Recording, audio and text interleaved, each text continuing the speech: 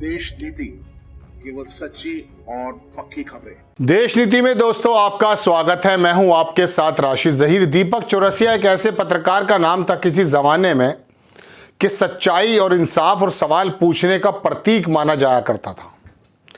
दीपक चौरसिया का मायने समझ लीजिए ऐसे थे कि एक बार आमिर खान ने जो एक फिल्म बनाई उसके अंदर उन्होंने गोदी मीडिया के तमाम वो पहलू उजागर किए जो इस समय चल रहे थे। उस समय भी टीवी के अंदर एक ऐसा पत्रकार उन्होंने दिखाया, उसका नाम भी उनको चौरसिया रखना पड़ा।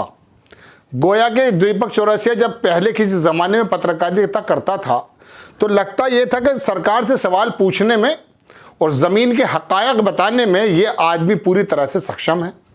लेकिन उसके बाद 10-12 साल से जब से गोदी मीडिया कह लीजिए या मोदी जी सरकार में आए हैं, बड़े बड़े पत्रकारों की पत्रकारिता को ऐसा जंग लगा कि लोगों की नज़रों से ही गिर गए। आपको याद होगा जब CDS जो हमारे थे रावत साहब, उनके संबंध में दीपक चौरसिया अपनी बात बताने आया तो शराब के नशे में आया और क्या क्या बोल गया। फिर आपने देखा होगा कि एक तरफा पत्रकारिता करते हुए जब कोविड के समय मौलाना साद के बारे में उन्होंने अपशब्द कहने शुरू किए और एक ऐसी मुहिम चला दी कि पूरे भारत के अंदर कोरोना स्प्रेडर के नाम से जमाती लोग और मुस्लिम लोग मशहूर हो गए। लोग अपनी सब्जियां यानी कि मुस्लिम विक्रेता वेंडर्स अगर अपनी सब्जियां बेचने आए किसी हिंदूस कॉलोनी में तो इसने इतनी नफरत भर दी थी कि उनको बाहर किया जाने लगा और गोया के एक ऐसा माहौल पैदा कर दिया इस आदमी ने। हालांकि जलील भी कई बार हुआ, बहुत सारे प्रवक्ता आए, गाली गलौज की, बदतमीजियां की, लेकिन जब बेशर्मी आंखों पे चढ़ जाती है उस वक्त गैरत कहाँ रह जाती है। नई बात बताता हूं आपको कि इसके खिलाफ मुकदमा कायम होने जा रहा है। समाजवादी पार्टी के बारे में अभी 2-4 रोज पहले इसने एक ऐसी बात कह दी थी कि समाजवादी तो नमाजवादी हैं। उसको लेकर के समाजवादी के एक पूर्व सांसद हैं, उन्होंने इसके खिलाफ तहरीर दी और जी सिनेमा कह रहा हूं मैं, निकल जाता है, जी टीवी के जो मालिक हैं जी समूह के, उनके खिलाफ भी उन्होंने शिकायत दर्ज कराई। सबसे पहले देखें, किसी ने ट्वीट किया कि Samajwadi Party takes legal route against godi anchor Deepak Chaurasia and Zee News. Chaurasia called Samajwadi Party as Namajwadi Party on live debate on now a legal intimation notice has been sent to him and his channel. उसके channel को और उसको एक notice issue कर दिया गया है। Samajwadi delegation also move to Lucknow police for lodging FIR against him. और समाजवादी का एक डेलीगेशन लखनऊ पुलिस स्टेशन जाकर उनके खिलाफ FIR दर्ज कराई। आप देखें, अब मैं आपको पूरी खबर दिखा देता हूं अखबार ने क्या छापा है। हालांकि गोदी मीडिया इस तरह की खबरों को नहीं बताता, क्योंकि उन्हीं का तो एक पार्ट है ये भी। अगर इसके पार्ट को बताएंगे तो ये आप उनके पार्ट बता देगा। एक अखबार ने लिखा कि समाजवादी पार्टी ने पत्रकार दीपक चौरसिया व सुभाष चंद्र के खिलाफ दी तहरीर, FIR दर्ज की मांग। समाजवादी पार्टी के प्रतिनिधि मंडल ने सोमवार को राजधानी लखनऊ आयुक्त से मिलकर समाजवादी पार्टी के खिलाफ टीवी डिबेट में अभद्र भाषा का प्रयोग करने पर जी न्यूज के एंकर दीपक चौरसिया और SL ग्रुप के चेयरमैन सुभाष चंद्र के विरुद्ध FIR करने के लिए प्रार्थना पत्र दिया है।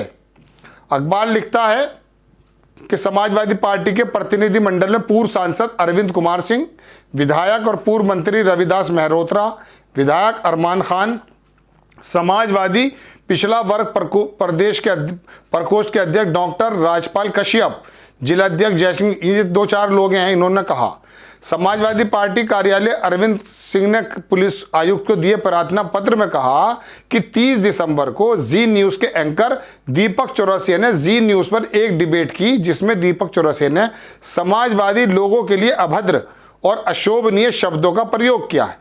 दीपक चौरसिया SL ग्रुप के चेयरमैन सुभाष चंद्र द्वारा जानबूझकर समाजवादी पार्टी पर अमर्यादित टिप्पणी करके धार्मिक विद्वेष, धार्मिक उन्माद फैलाने में समाज को बांटने का कार्य किया है। दीपक चौरसिया के इस तरह के विशेष राजनीतिक पार्टी को 2024 के आगामी लोकसभा चुनाव में फायदा पहुंचाने की नीयत से किया गया है। अब ये क्या क्या फायदा पहुंचा रहे हैं तो पूरा देश देख रहा है, लेकिन बहरहाल मैं दीपक चौरसिया पे आ जाता हूँ। दोस्तों, पत्रकार का काम आपको तो मालूम ही था और आज के पत्रकार क्या कर रहे हैं ये भी आपको मालूम है।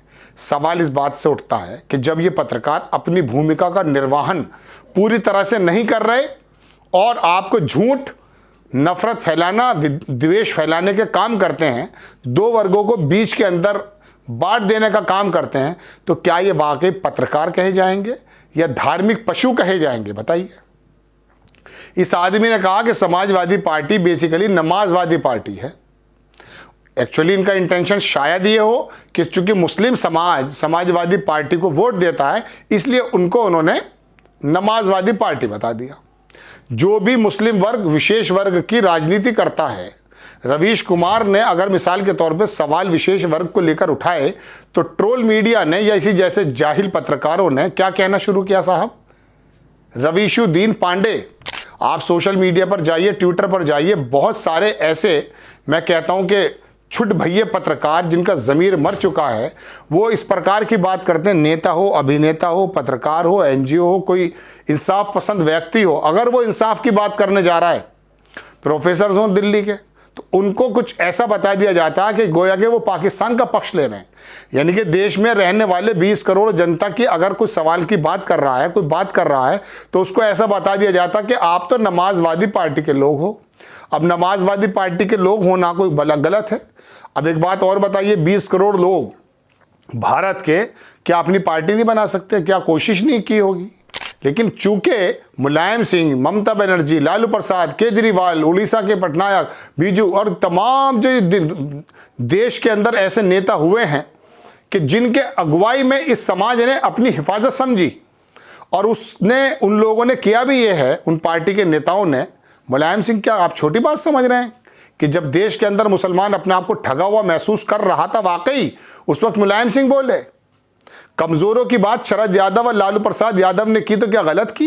लेकिन इन अपर समाज जो उसके अंदर जो कुछ वर्ग है, जो हजारों साल से जातियों की राजनीति करता है और कमजोर और शूद्रों को और एससी समाज और विशेष समाज को एक ऐसी कैटेगरी में रखना चाहता है कि ये अपना हक ना मांग लें। अब ऐसे समय में अगर कुछ नेता निकल कर आते हैं, उनकी बहुजन समाज पार्टी या समाज पार्टी या ममता बनर्जी निकल के आती, तो उसको आप नमाजवादी कहेंगे? बताइए आप। दीपक चौरसिया का स्तर इतना गिर चुका है दर्शकों कि वाकई इसको देखना तो लोगों ने बंद कर दिया है।